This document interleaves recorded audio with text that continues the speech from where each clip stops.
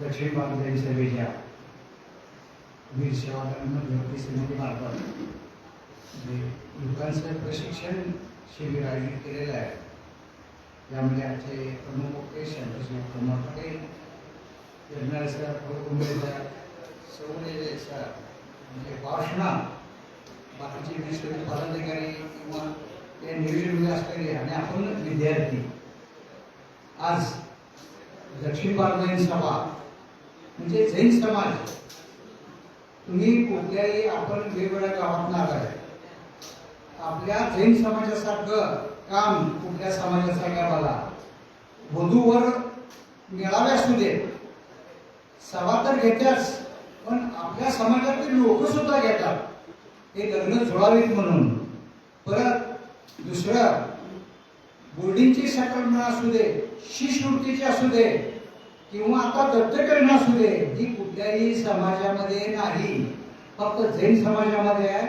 आताच्या परवा गेल्या वेळी 30 मुलांना दत्तक घेतलंय. म्हणजे जे गरीब आहेत त्यांना मार्क चांगल्या ते आर्थिकदृष्ट्या शिकू शकत नाहीत, त्यांचा 2 लाख 4 लाख 5 लाखापर्यंतचा खर्च आता सभा उचलला लागल्या.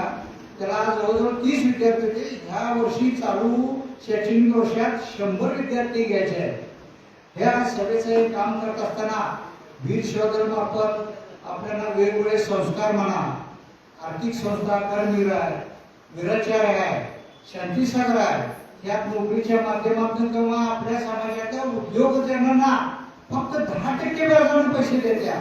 सामान्यतः त्याची आकारणी म्हणजे 0.5% कमी झाला की 9.25% आहे. हे सरकारी बँके सुद्धा नाही.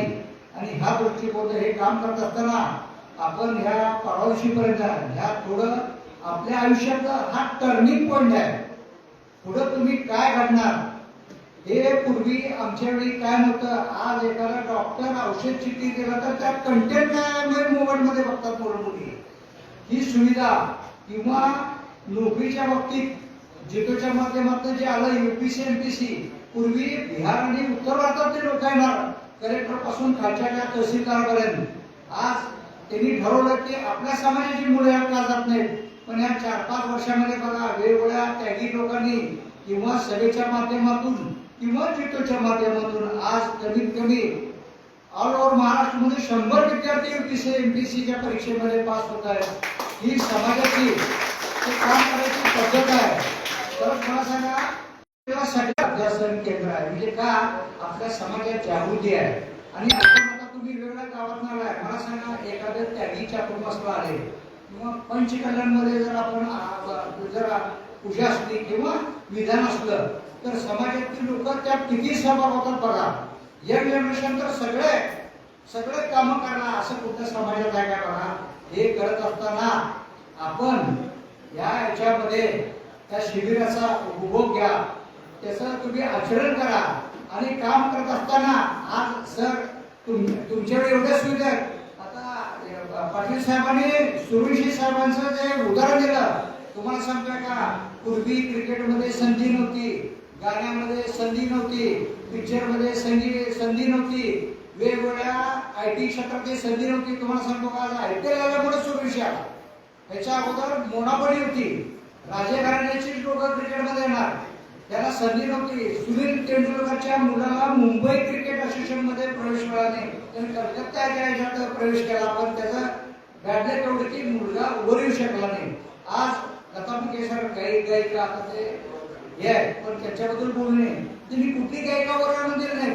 पण आज वेगवेगळे जे प्रोग्राम होतात त्यामुळे ह्या गायिका गायक हे घडत आहे. ही संधी तुम्हाला उपलब्ध होत आहे. त्या दृष्टिकोनातून आपल्याला जे आवड असेल खेळाच्या बाबतीत बघा, पूर्वी कुठलीही जागा नव्हत्या आरक्षण मध्ये खेळासाठी. आज प्रावीण्य कोण मिळवल त्याला खेळाची जागा उपलब्ध करून द्यायला लागल्या. तुम्हाला परवाचं उदाहरण सांगतो. राज ठाकरे साहेबांना परवा त्या रेल्वे स्टेशन मुंबईला ती केसमध्ये निर्दोष मुक्तता झाली. त्याचा इतिहास काय सांगतो तुम्हाला.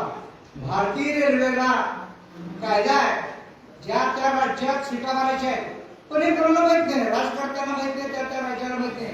हे राज ठाकरेंनी शोधून काढले. त्यांनी उत्तर भारतात बिहारमध्ये जाहिरात देणार, त्यांचे परीक्षा मुंबईत घेणार, त्यांनी त्यावेळी ते मोडून काढले. त्यामुळे आज महाराष्ट्रातले मुलं मुली हे रेल्वे खात्यात दिसत आहेत किंवा त्या त्या राज्यात दिसत आहेत.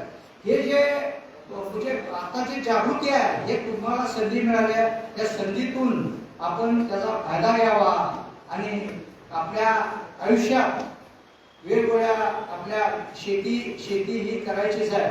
पण शेतीमध्ये आता सांगितले तसं पैसे हे ज्यात राहीना. उगाच ते राजू शेट्टी साहेबांनी आंदोलन केलं मताना 4. मला सांगा संचालकांना माहित होतं एफआरपी म्हणजे काय?